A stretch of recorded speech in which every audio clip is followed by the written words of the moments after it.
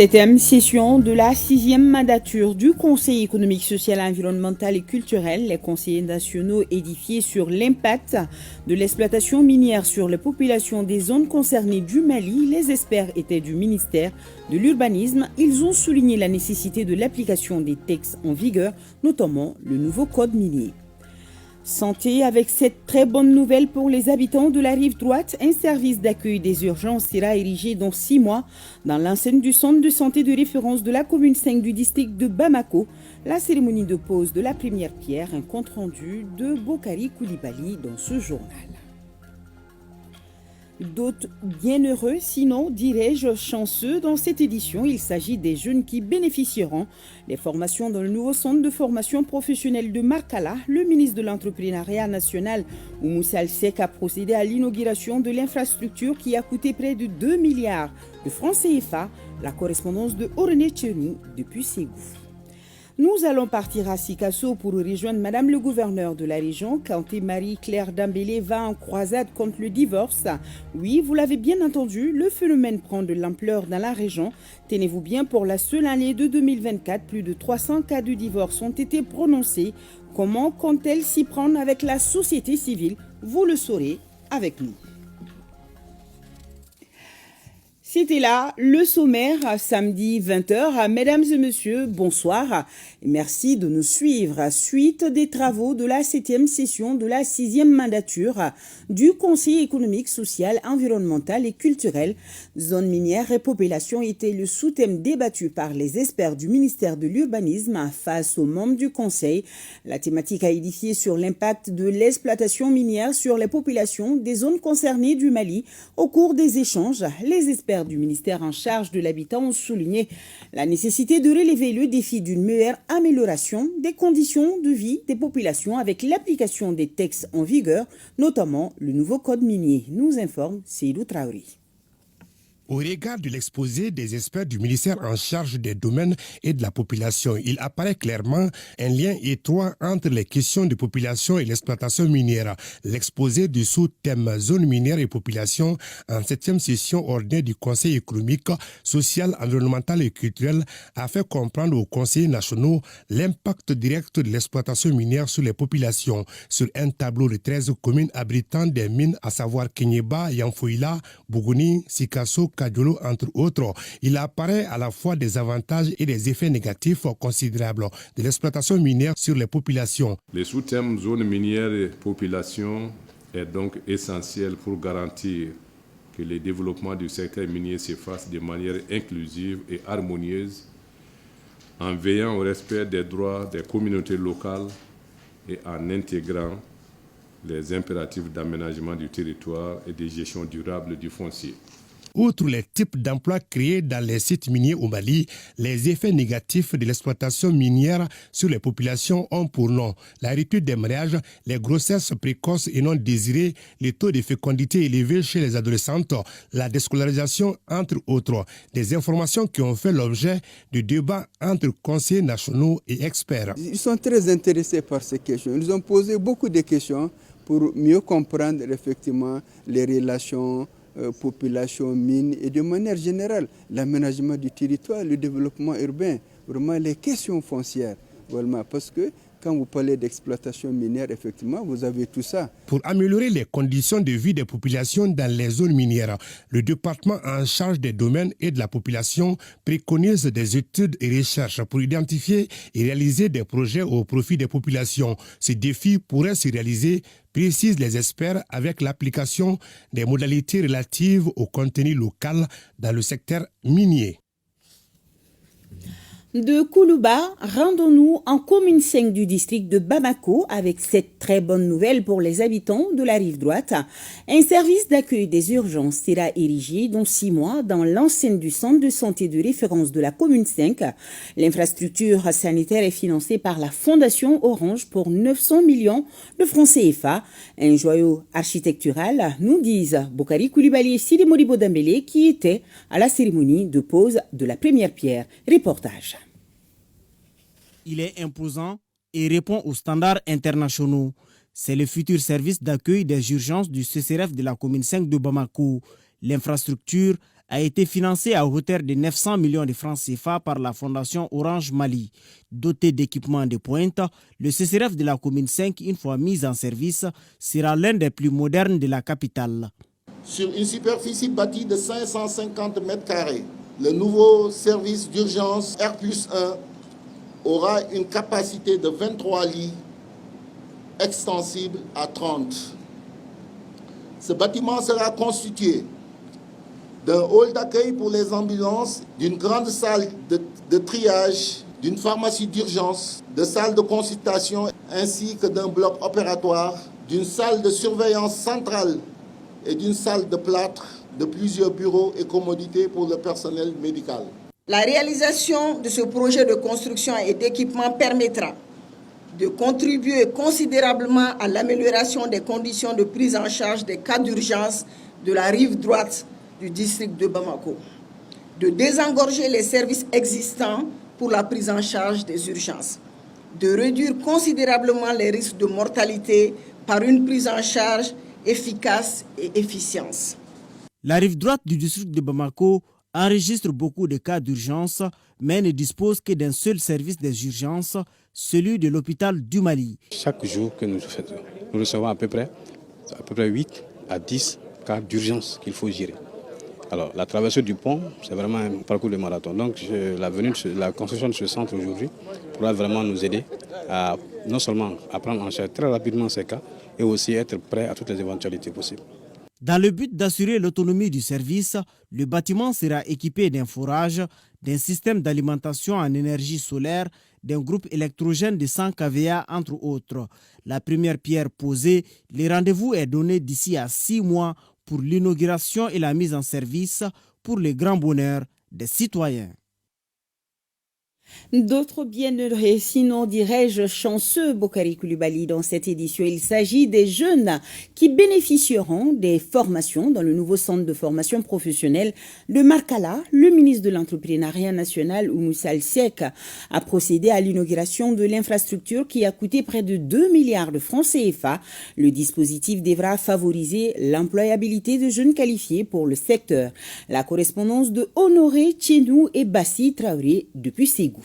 Ces coups de ciseaux du ministre de l'Entrepreneuriat national, de l'Emploi et de la formation professionnelle marquent l'inauguration du nouveau centre de formation professionnelle de Markala, un dispositif conséquent dans l'employabilité des jeunes pour le secteur de la formation professionnelle en 4e région. D'un coût global de 2 milliards 211 204 588 francs hors taxes, soit 1 milliard 935 755,88 € pour les travaux et 275 449 500 francs pour les équipements durant les phases 1 et 2.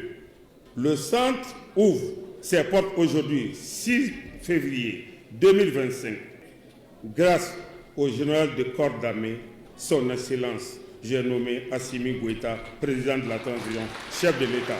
Le centre a pour mission de développer chez les apprenants les compétences requises dans les filières porteuses de formation comme la transformation agroalimentaire, l'entretien de la maintenance, la réparation des équipements agricoles, la gestion eau-irrigation, la gestion de l'entreprise rurale.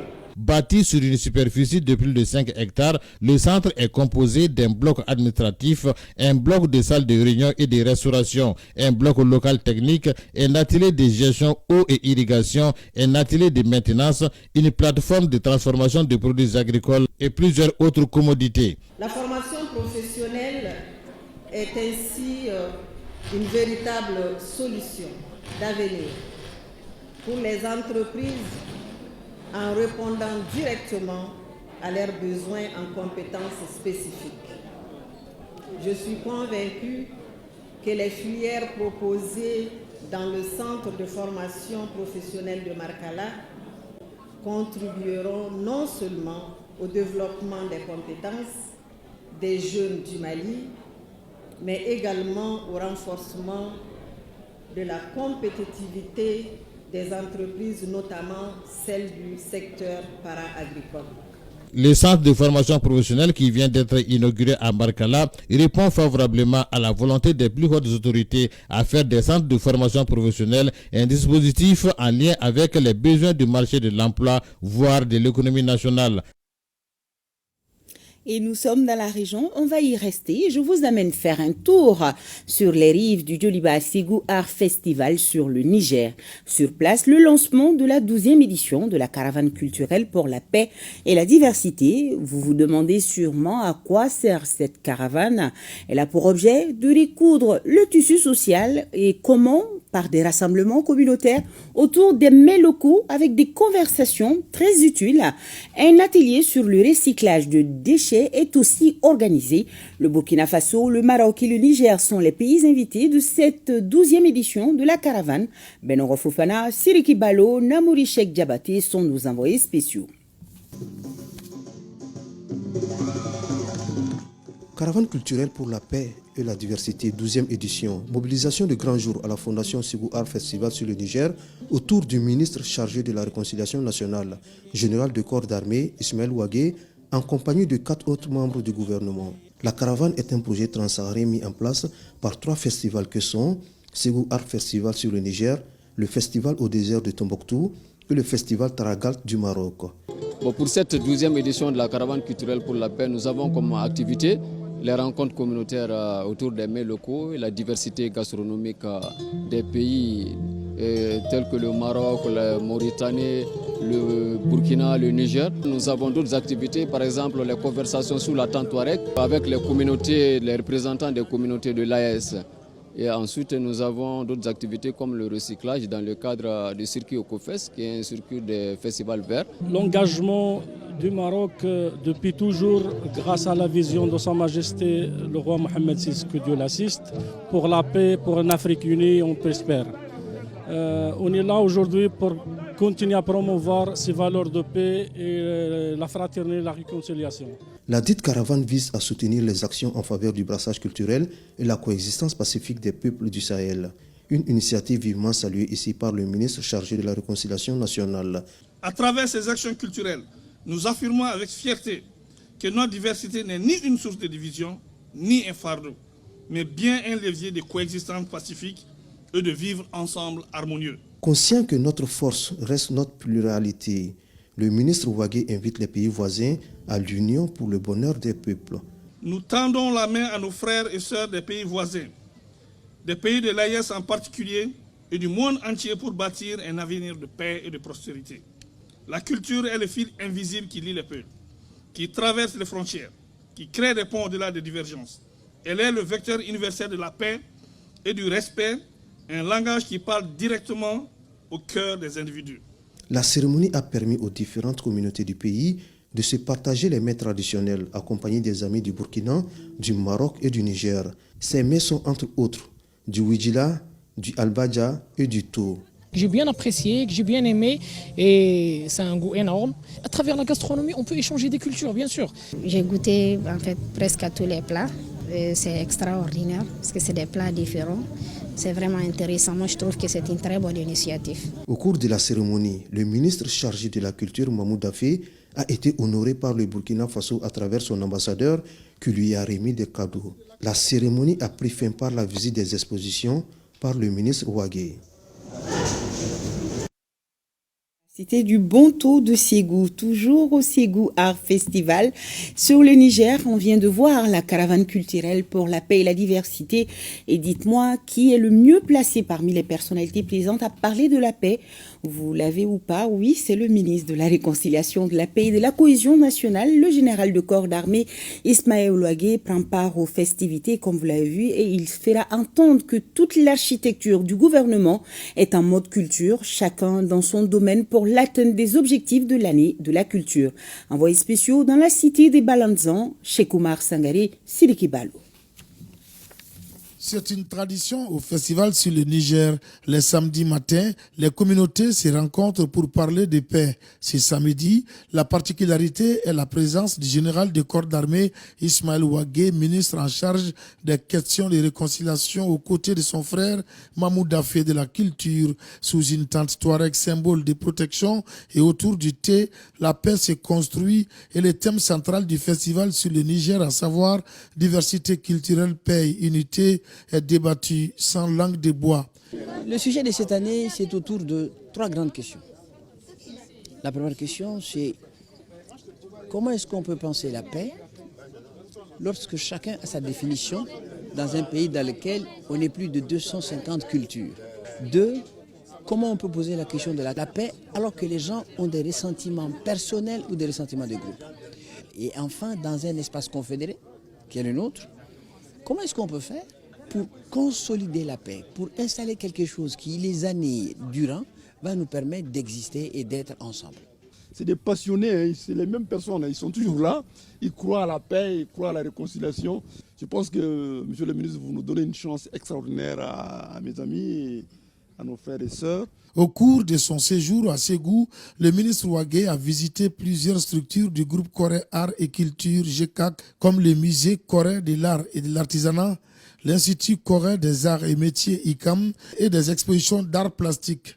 Dans son interview bilan, il annonce sa volonté d'insuffler une nouvelle dynamique à l'interaction culture-réconciliation. L'année 2025 a été décrétée par le président de la transition, chef de l'État, le général d'armée Assimi Goïta, comme année de la culture.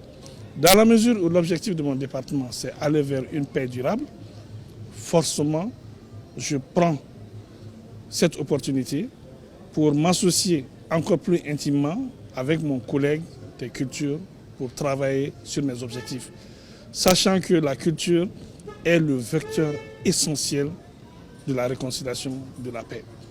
Et je vous assure que c'est une plus-value réelle qu'on a d'avoir le ministre de la Culture avec nous dans ce gouvernement qui va nous permettre d'atteindre nos objectifs.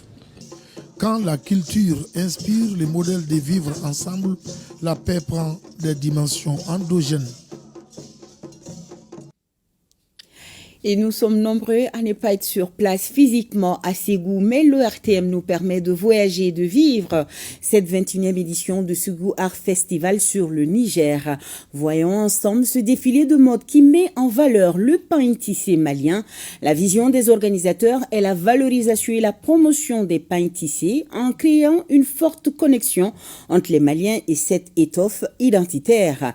Le thème du défilé est Ville tissée et le défilé s'est déroulé au musée des masques de Ségou en présence de nos envoyés spéciaux Awa Ditma Kamara, Abdul Salam Bambara et Namouri Sheikh Djabati. Les organisateurs de Ségou Art Festival sur le Niger s'investissent dans la promotion du pain tissé Made in Mali. Devant un public des grands jours, les mannequins et autres amoureux de la culture ont dans un défilé mis en valeur les richesses du Mali. L'événement dénommé Nuit du pain tissé a pour but d'impulser un dynamisme nouveau au développement local dans la région de Ségou particulièrement et au Mali tout entier. Une nuit de pain tissé d'abord pour célébrer notre diversité culturelle, notre héritage authentique. Et c'est parce que c'est spécial et ça nous représente. Donc c'est une fierté pour nous pour être ici aujourd'hui pour célébrer ça avec toute la ville de Ségou. Le thème choisi cette année est Ville tissée, une occasion de mettre en compétition différents créateurs. La ville de Djenné se taille la première place devant San, Kai, Badjangara et la ville haute qui est Ségou. Je suis très ému. Je remercie les organisateurs pour l'initiative. Ce trophée, c'est pour toutes les populations de Djenné. Cette année, le thème de la nuit de pain tissé, c'était les villes tissées. Alors les villes de Ségou, Kai, Djenné, Bandiagara et San ont défilé. On a vu leurs pains respectifs, on a vu pourquoi les Mali peuvent être unis, mais en même temps différents. Grand producteur de coton en Afrique, le Mali exporte plus de 95% de sa production cotonnière. Au même moment, des statistiques indiquent qu'entre 65 et 70% des artisans maliens travaillent dans le secteur du textile traditionnel.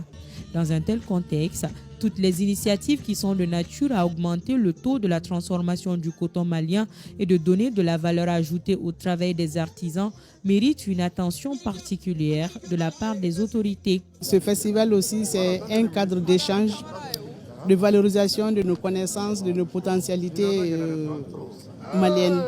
Donc ce festival aussi s'inscrit et est en droite ligne avec la vision éclairée du chef de l'État qui a décrété cette année même comme année de la culture.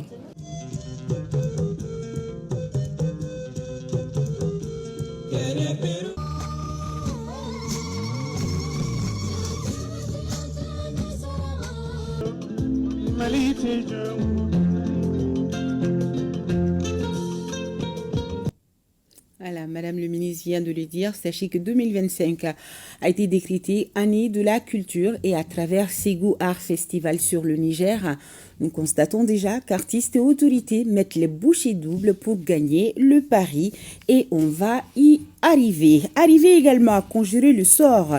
C'est l'objectif qui s'est fixé, Madame le gouverneur de la région de Sikasso, Comté Marie-Claire Dambélé, en partant en croisade contre le divorce. Mais avant, puisque nous partons à Sikasso, voyons d'abord la finale du concours national de mémorisation du Saint-Coran. Toutes nos félicitations à Abou Ouré Mamaïga, le gagnant de cette édition. Sigou Konaté, Taïrou Konaté pour le compte-rendu.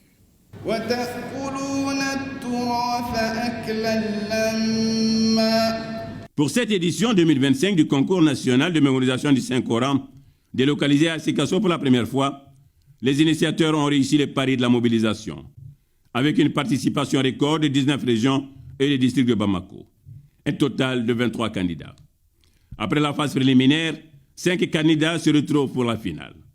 L'initiative a tout son sens. Le Coran est la parole bénie d'Allah subhanahu wa ta'ala, qui fait la bénédiction et qui fait le bonheur. Faire la compétition sur les bons chemins, je crois que la compétition coranique est la première compétition dans ce sens-là. Devant un jury composé de 6 membres et une salle d'amissa bengali pleine à craquer, les candidats font montre d'une parfaite maîtrise du Saint-Coran, d'une bonne diction et d'un bon timbre vocal. À l'issue de cet exercice, le candidat Abou Rera Maïga de Mopti enlève le premier prix. Il est suivi de Abdul Kadri Silla de Koulikoro et Oumar Sow de Ségou. Et l'initiative soutenue par la NDC est fortement saluée par les autorités religieuses et administratives. Le Mali est un grand pays de religion qui a toujours mis en valeur le Saint-Coran, organisé une compétition de mémorisation du Saint-Coran. Le Haut Conseil islamique ne peut que remercier les initiateurs. J'ai été dépêché par son Excellence, Monsieur le Président de la Transition chef de l'État, le général d'armée Assimi Goïta, pour assister à ce concours de lecture du Coran. Ce qui montre que les plus hautes autorités du Mali s'intéressent beaucoup à la chose religieuse. Il y a un message, c'est le message de la fraternité, de l'unité, de concorde et de la convivialité entre tous les fils et toutes les filles du Mali.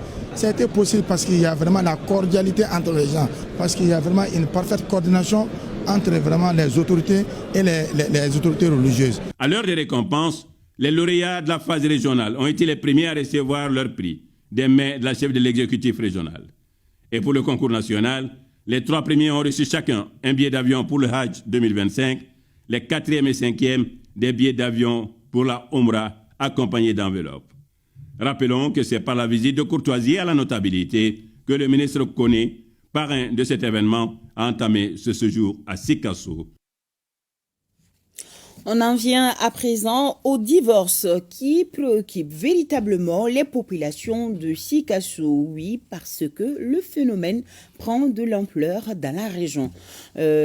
Voilà, tenez-vous bien, pour la seule année de 2024, plus de 300 cas de divorce ont été prononcés. Les autorités administratives et religieuses veulent s'appuyer sur la formation comme thérapie pour réduire le phénomène. La session inaugurale de cette initiative inédite a été lancée suivant les explications de Ségou Konaté et Taïrou Konaté. Zone à forte densité humaine, la région de Sikasso, deuxième en termes de population, est un véritable espace de rencontre de plusieurs cultures et le mariage dans les différentes communautés est un des fondements. Jadis, lien solide entre familles, le mariage de nos jours souffre de beaucoup d'impréparation et cela se ressent sur le nombre de plus en plus croissant de divorces. Nous avons pris les statistiques au niveau du tribunal de Sigasso et on nous a parlé de 381 cas de divorce en 2024. Et quand on fait une estimation, c'est un divorce par jour. C'est donc pour inverser cette tendance que les autorités administratives et religieuses ont pensé un mécanisme de formation des couples.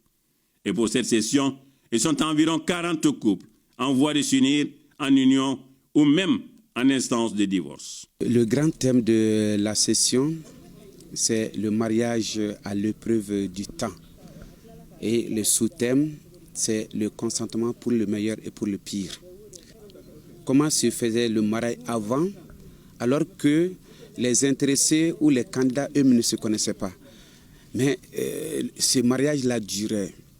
L'initiative est fortement saluée par les autorités traditionnelles et l'administration fonde beaucoup d'espoir en la démarche. C'est une activité que nous, en tant que ministère de la promotion de la femme, de l'enfant et de la famille, et Direction nationale de la promotion de l'enfant et de la famille, nous ne pouvons qu'accompagner, d'abord apprécier, mais aussi nous approprier de cette activité qui est d'une grande importance. Et je pense que ce genre d'initiative mérite d'être en tout cas étendu, élargi. S'il n'y a pas de stabilité dans un couple, dans nos foyers, il n'y aura pas de stabilité dans notre société. Donc nous avons constaté la consommation de drogue par les enfants et l'enrôlement des enfants par les bandits, les groupes terroristes. Et c'est souvent dit à la séparation des couples. Et voilà, donc nous allons continuer à les former jusqu'à ce qu'il y ait moins de divorces à Sigasso. Une démarche que la région entend pérenniser pour le grand bonheur de nos unions que nous voulons pour le meilleur et pour le pire. Oui, vous l'avez dit, et bonne chance à Madame le gouverneur. Le ministre commissaire à la sécurité alimentaire ce vendredi en 13e région, c'était à la faveur d'une mission de suivi et évaluation du plan de réponse d'urgence 2024 et de projection 2025. Compte rendu Moustapha Doumbia, Issaba. La mise en place d'un stock de produits pour faire face aux urgences en matière de sécurité alimentaire est l'un des principaux points abordés au cours de cette rencontre avec le ministre commissaire à la sécurité alimentaire dans le cadre du suivi-évaluation des activités de la mise en œuvre du plan national de réponse 2024. Cette année, les missions de suivi ont concerné 6 régions et moi-même j'ai décidé de m'associer à la mission de Dioïla, voir un peu comment se sont passées nos interventions. Quelles sont les nouvelles orientations à donner en perspective de la mise en œuvre du plan national de réponse 2025. Les échanges avec les membres du comité régional de sécurité alimentaire présidé par le gouverneur ont permis d'aborder quelques préoccupations de la 13e région administrative du pays. Il s'agit entre autres de l'acheminement des appuis jusqu'aux bénéficiaires directs, de l'augmentation de la dotation et de l'opérationnalisation d'un magasin de stockage. Déjà, Dioïla dispose d'un magasin de l'Office des produits agricoles du Mali qui a reçu la visite de la délégation. C'est un magasin qui n'a pas servi à grand chose depuis longtemps. Et donc, suite aux préoccupations soulevées, aux doléances, nous avons décidé de redynamiser ces magasins et de mettre à la disposition au niveau local d'un stock d'intervention d'urgence à la disposition des autorités régionales pour venir en aide de façon ponctuelle. Le ministre commissaire, qui est accompagné d'un membre du Conseil national de transition, a procédé à l'ouverture de l'atelier de renforcement des capacités des membres du comité régional de sécurité alimentaire.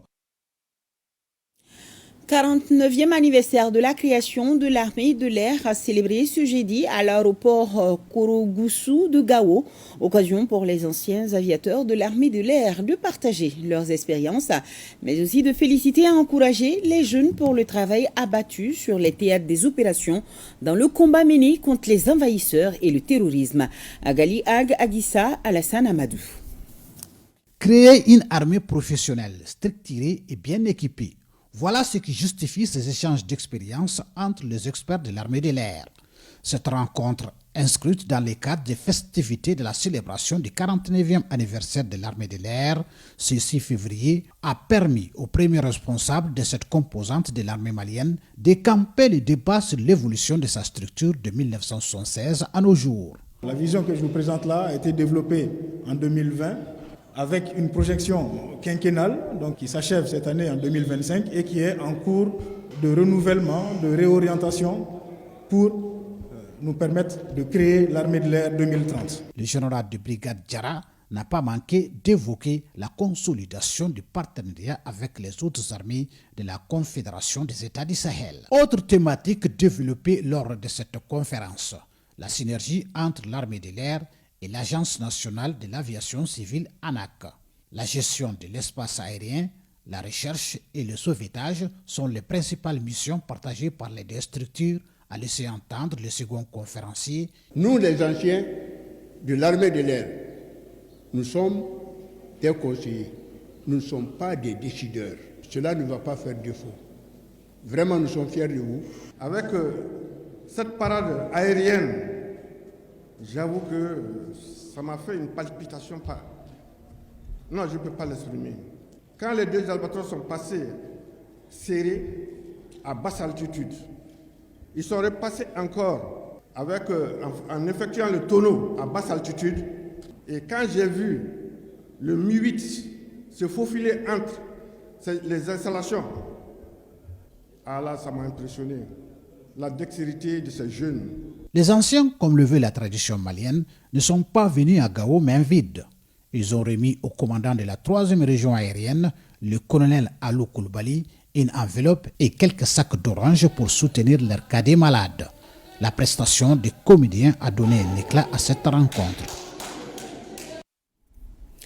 Sur un tout autre plan, depuis 2023, le ministère de la Justice et des Droits de l'Homme, avec le soutien de l'UNICEF, travaille à l'élaboration d'une stratégie adéquate de justice pour les enfants du Mali. Le travail abouti est soumis durant 2 jours aux acteurs clés de la protection de l'enfance pour validation. Les travaux d'observation et de concertation ont été lancés officiellement, nous dit Awa Adama Koulibaly. Généralement reconnue comme temps d'apprentissage, de divertissement et d'épanouissement, l'enfance n'est plus jouie par de milliers d'enfants. Au Mali, 54% de la population en besoin d'assistance humanitaire sont des enfants, selon le plan humanitaire 2025. Un nombre croissant d'enfants se trouvent dans des situations de grande vulnérabilité, exposés à divers risques de violence et d'abus. Les conflits, les catastrophes naturelles et le réchauffement climatique exacerbent ces vulnérabilités, notamment pour les enfants en conflit avec la loi, les enfants victimes ou témoins de crimes. Pour protéger ces enfants et répondre au mieux à leurs spécificités, des propositions concrètes ont été faites après l'étude d'évaluation du système judiciaire pour enfants en 2021. Au nombre des mesures préconisées figure en bonne place la détermination d'un cadre d'intervention en matière de justice pour enfants et la création d'une structure centrale pour assurer l'efficacité et la coordination des interventions. Dans la même logique, un consultant a été commis pour élaborer un projet de stratégie nationale de la justice pour enfants dont les objectifs visent à assurer aux enfants en contact avec la loi une justice restauratrice, une justice respectueuse de la dignité de l'enfant, une justice réparatrice qui priorise l'éducation sur la répression. L'adoption d'une telle stratégie technique nationale n'est pas une option, mais un impératif moral et institutionnel qui mettra non seulement les enfants à l'abri et leur assurera un avenir sain. Elle s'étale pour un premier temps sur 5 ans, de 2025 à 2029. Au cours des assises, l'UNICEF a fait un plaidoyer en faveur des enfants non déclarés à la naissance dans les délais légaux. L'organisation plaide pour des dispositions exceptionnelles pour faciliter les procédures et instaurer la gratuité des frais liés au jugement supplétif pour tous les enfants de moins de 18 ans. L'association Solidarité Femmes d'ici, d'ailleurs, forme 200 femmes de Kati à la transformation du beurre de karité en pommade. La formation qui a coûté plus de 2 2 millions de francs CFA pour but de contribuer à leur autonomisation. Adam Maïga, Aboubakar Traoré, reportage.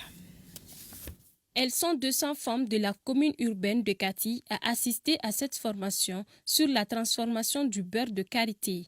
Une formation axée sur la pommade et le concombre, la carotte et l'aloe vera.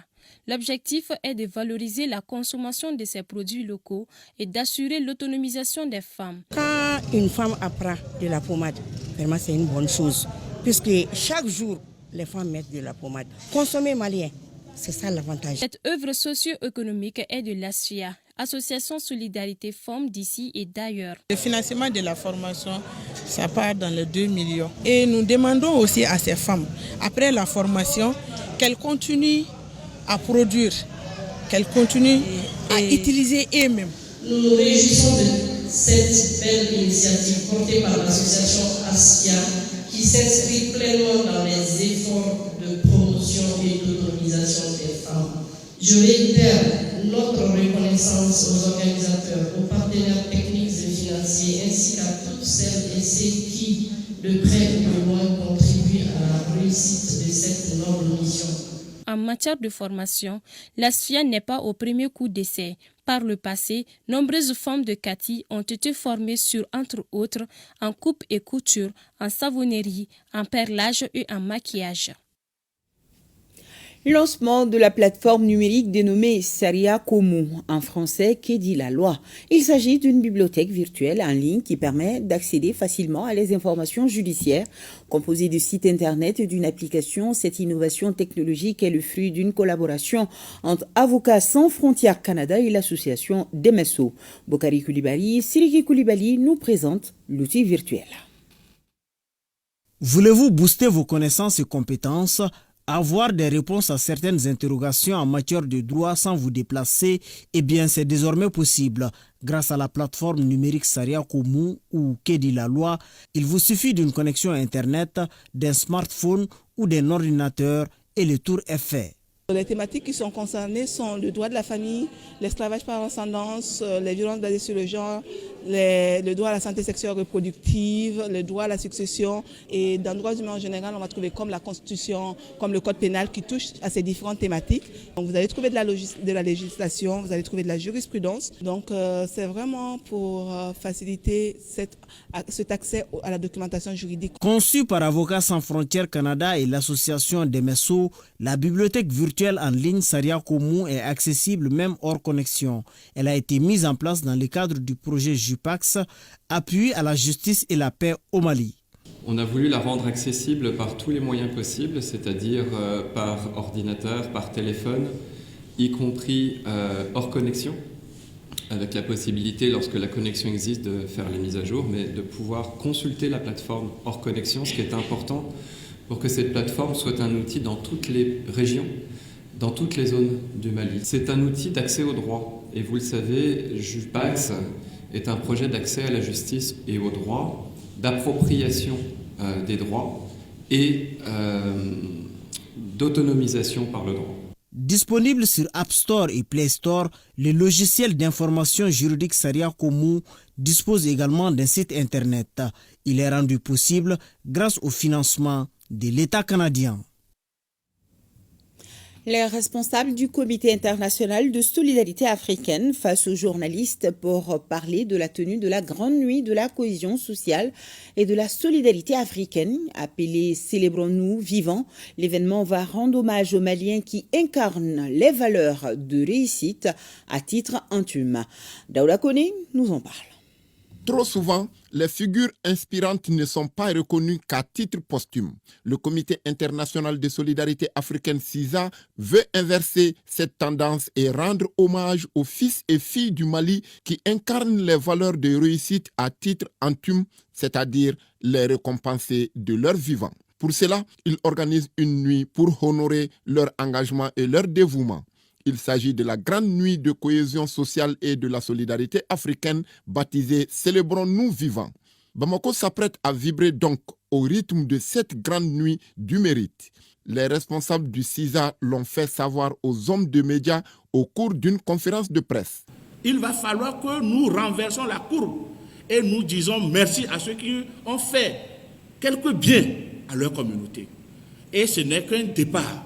Dans les années à venir, je vous assure que nous aurons d'autres étapes du Mali qui ne seront plus peut-être à Bamako, mais à l'intérieur du pays, jusqu'au nord. Le CISA va porter ses valises là-bas. Mettre la lumière sur celles et ceux qui participent activement au développement du Mali, le faire de leur vivant, tel est l'esprit de cette célébration. Il serait bien meilleur de célébrer ceux qui font la fierté de nos communautés. Et les célébrer, nous, en le faisant, c'est de les encourager à toujours mieux faire, parce que rester constant, ce n'est pas facile. Cet événement s'inscrit dans une série d'initiatives visant à célébrer l'unité et la résilience du peuple malien. Après Lomé, Abidjan et Marrakech, l'étape de Bamako se tiendra le 22 février 2025.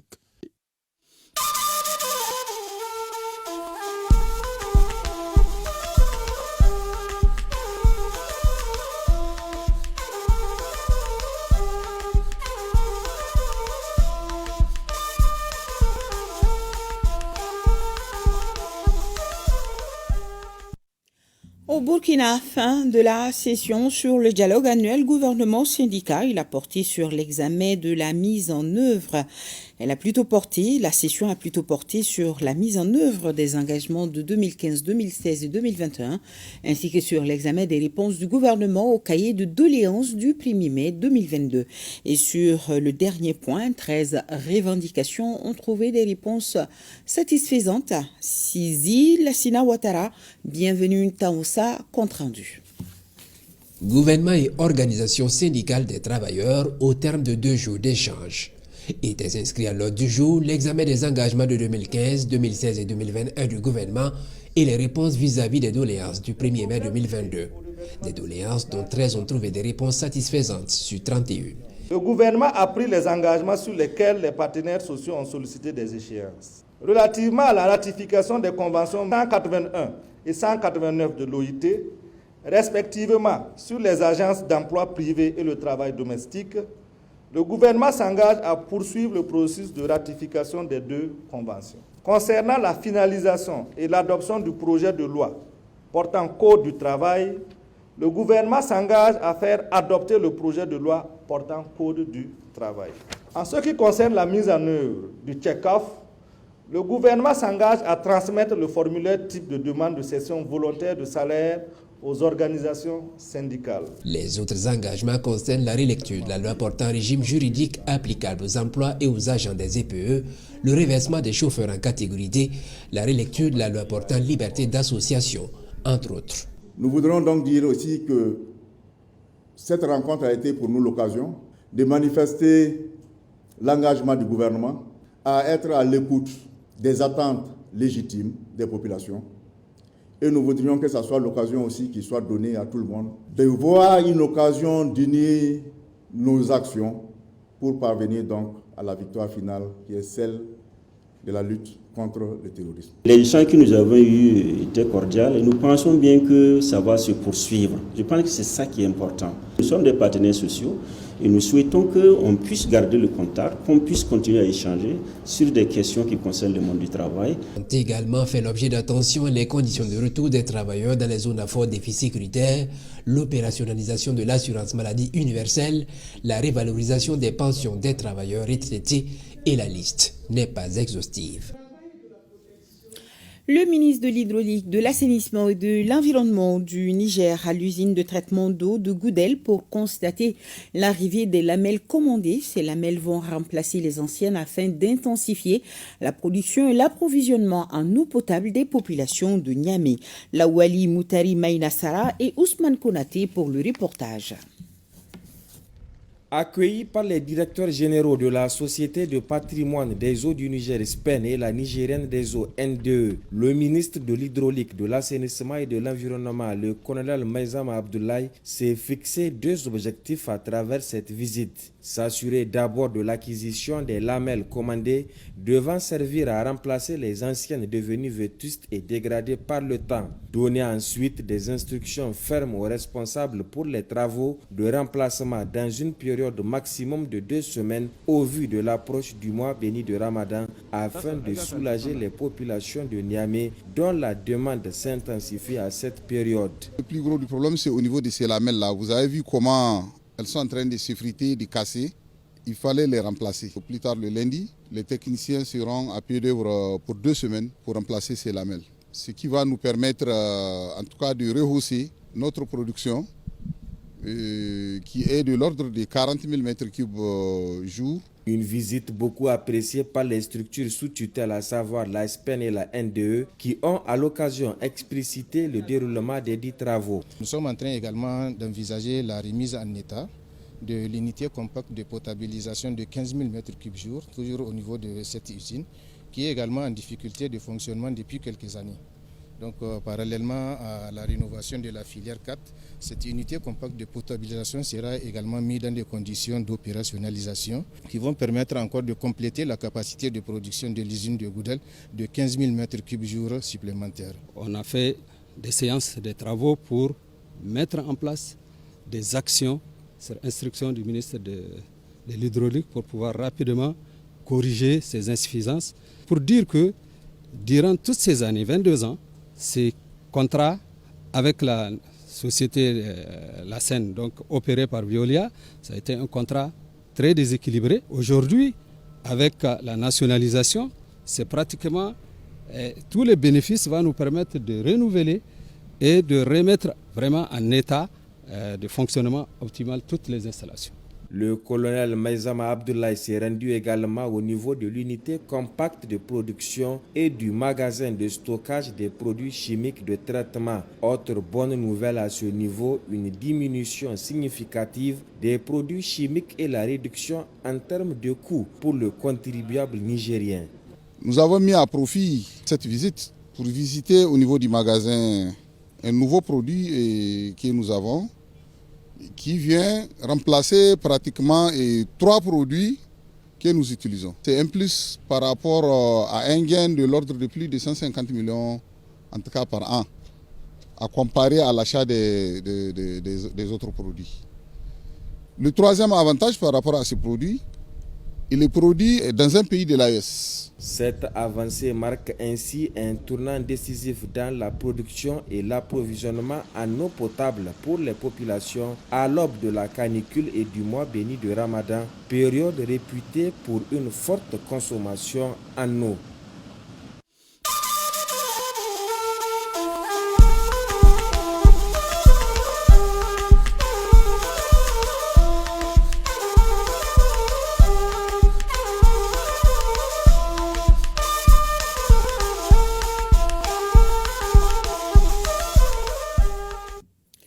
Retour à Bamako et je m'adresse aux amoureux de la viande grillée ou, si vous me permettez, les gourmands de toutes sortes de grillades. Apprêtez-vous, la 10e édition du Festival du Dibi c'est pour bientôt, du 11 au 23 février 2025. Il s'y tiendra sur la place du Cinquantenaire. L'annonce a été faite par les organisateurs au cours d'une conférence de presse. L'unité des peuples des États de l'AES est le thème choisi, nous précisent Ibrahim Kaou Konaté et Adama Kamara. Le festival Dibi vise à mettre en lumière l'art culinaire malien dans toute sa diversité. Cette 10e édition, nous l'avons passée sous le signe du Mali au cœur. Parce qu'aujourd'hui, on est conscient que le Mali a traversé pas mal de choses, mais nous sommes restés forts, dignes et résilients. Le pays qui fait le plus de viande, c'est le Niger, plus que le Burkina. Donc c'est pour ça qu'on a invité le Niger, pour qu'eux aussi nous montrent leur technique de grillade de viande. Ce rendez-vous célèbre la culture, l'art culinaire, l'unité, la cohésion sociale et le renforcement des liens. C'est pourquoi la République du Niger est l'invité d'honneur.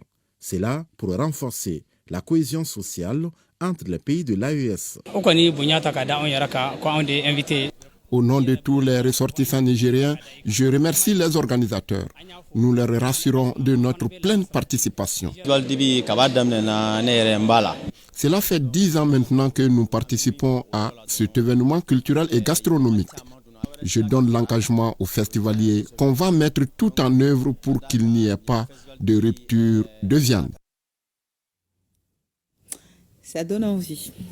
C'est la période des festivals au Mali. La 3e région ne restera pas en marge. Du 18 au 26 février prochain, le festival Nanyerki, le plus grand rendez-vous culturel de la région, se tiendra, 6e du genre. Beaucoup d'innovations annoncées, nous dit Yuru Bala Diabati. Ce sont les notes des bouffons de Sirankoro dans la commune urbaine de Sigasso qui ont donné le ton au lancement de la conférence de presse du festival Nanyerki qui se tiendra du 18 au 26 février prochain. Un festival qui se veut une vitrine pour promouvoir et magnifier la culture sénoufo dans sa globalité. Sigasso s'approprie bien de ce festival-là. C'est une opportunité, c'est aussi un moment d'opportunité d'affaires, d'opportunité de relations, d'opportunité de vivre ensemble. Pour la 6e édition, le thème retenu est la conservation de l'emblématique Tata de Sikasso, un devoir citoyen pour tous. Pendant plus d'une semaine, plus de 30 000 festivaliers prendront part à plusieurs activités parmi lesquelles des masterclass, des défilés de mode, des concerts géants, entre autres. Le festival Nyanyarki contribue de manière significative au développement socio-économique et culturel de Sikasso, visant à devenir un moteur des industries culturelles et créatives au Mali. Pour la réussite de cet événement culturel majeur, les organisateurs comptent associer la population du Kénédougou.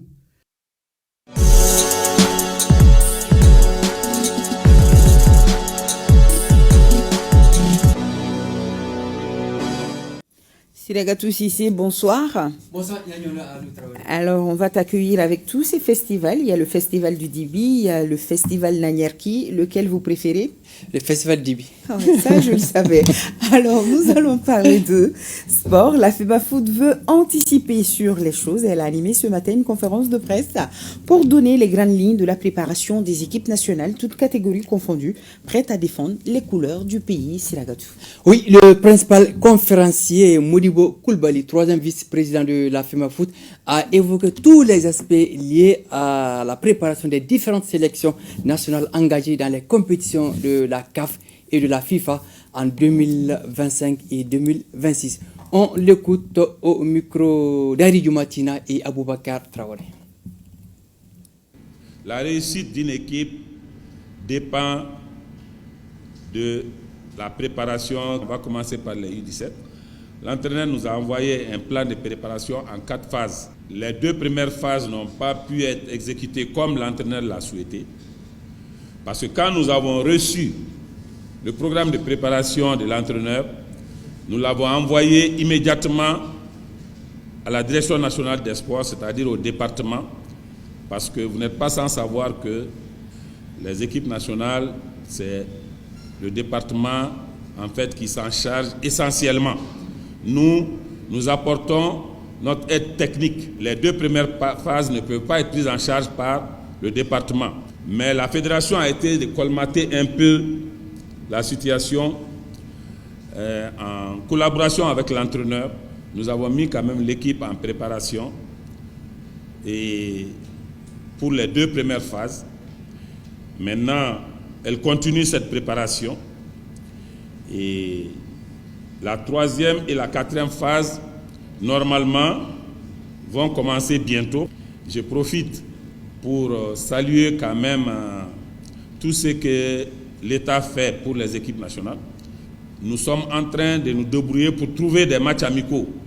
Nous avons discuté un peu avec nos homologues du Burkina et de la Côte d'Ivoire. Au-delà de ces 2 matchs, nous sommes en contact aussi avec l'Arabie Saoudite, qui est un partenaire sûr, qui nous aide chaque fois, pour que la dernière phase de préparation se fasse en Arabie Saoudite, et de l'Arabie Saoudite directement aller au Maroc pour la compétition. Pour les seniors dames, c'est les éliminatoires de la CAN 2026, premier tour. Normalement, on joue contre le Gabon en aller et retour. Le 20 février, c'est au Gabon, le 25 février à Bamako. Par rapport à cette équipe-là, je pense que l'essentiel de l'équipe, de l'effectif se trouve à l'extérieur. Donc nous allons faire un regroupement directement au Gabon. Et comme ça, jouer le match directement là-bas, parce que je pense qu'il y a peut-être 5 ou 6 joueuses seulement qui sont au Mali ici. Tout le reste évolue à l'extérieur. Il y a également la CAN 2025 pour les dames prévue pour le mois de juillet. Donc nous pensons que ces matchs, n'est-ce pas, éliminatoires là, de la CAN vont nous servir également de préparation pour, n'est-ce pas, la CAN 2025 prévue en juillet. Vous voyez qu'on n'a même pas joué la CAN 2025, on est dans les éliminatoires de la CAN 2026. Donc ça c'est pour les dames. Maintenant pour les seniors hommes, c'est un peu la même chose. L'entraîneur a déposé une feuille de route que nous avons soumise à la Direction nationale des sports, c'est-à-dire au département à travers la Direction nationale des sports, et pour toute l'année 2025. Donc les éliminatoires de la Coupe du Monde, 5e et 6e journée, vont se jouer incessamment. Et les dates, c'est entre le 17 et le 26 mars. Donc la 5e journée, c'est contre le Comore au Maroc. Mais la 6e journée, c'est contre la Centrafrique. Pour le moment, on ne sait pas où ce match va se jouer. Donc nous sommes en train de prendre les dispositions pour que l'équipe soit aussi dans les meilleures conditions possibles, bien sûr en partenariat avec le département des sports.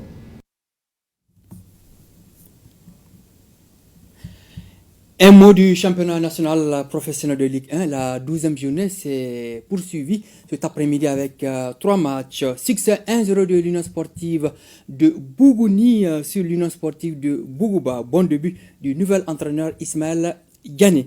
La SRL s'impose 2-1 face à Afeu. Victoire 2-0 des 11 créateurs de Nyarela sur l'AS Bakarijan de Baraouli suite à fin demain dimanche de cette 12e journée de Ligue 1 Pro. Nyanya. Alors, nous allons retourner à Ségou, Silagatou. Ségou qui accueille c'est la traditionnelle marche sportive initiée par le ministère de la Jeunesse et des Sports chargé de l'instruction civique et de la construction citoyenne. C'est un samedi pas comme les autres à Ségou. En plus de la marche sportive réservée sur 2 km, il y avait également la journée de sensibilisation à la lutte contre la drogue, un fléau que combattent les autorités. La tenue de ce sport citoyen à Ségou avait pour but de rendre hommage à feu contrôleur général Alassane Traoré, ancien gouverneur de la région de Ségou. La synthèse avec notre envoyé spécial Abdul Karim Kaba. Renforcer l'entente, la solidarité et participer à la construction citoyenne à travers le sport, tel est le sens donné au sport de masse citoyen initié par le département de la jeunesse et des sports, chargé de l'instruction civique et de la construction citoyenne. Le sport joue un grand rôle dans le maintien de la santé, en même temps inculqué de valeurs citoyennes et civiques. C'est également ce moment de retrouvailles que nous souhaitons entre les gens de Ségou et toute la population, les jeunes, et tout le reste de la communauté afin de se donner la main, de garder cette cohésion à travers le sport. C'est aussi une valeur culturelle d'être ensemble et puis de faire le sport. Le sport est facteur de cohésion sociale, le sport facteur de santé et également profiter pour lancer le message à l'endroit de la jeunesse, de se mobiliser. L'édition du mois de février est exceptionnelle.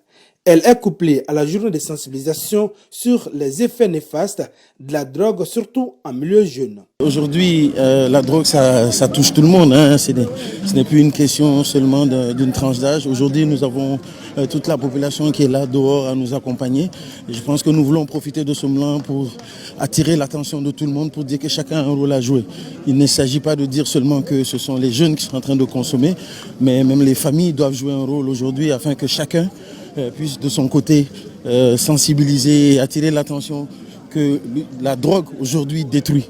Tenir cette activité sportive à Ségou en marge des festivités du Festival sur le Niger est un devoir de mémoire à l'ancien gouverneur de la région, feu contrôleur général Alassane Traoré. Il était important parce que vous savez, ce mois-ci a été demandé par lui pour faire le sport de masse ici à Ségou. Donc il était important pour nous de tenir promesse.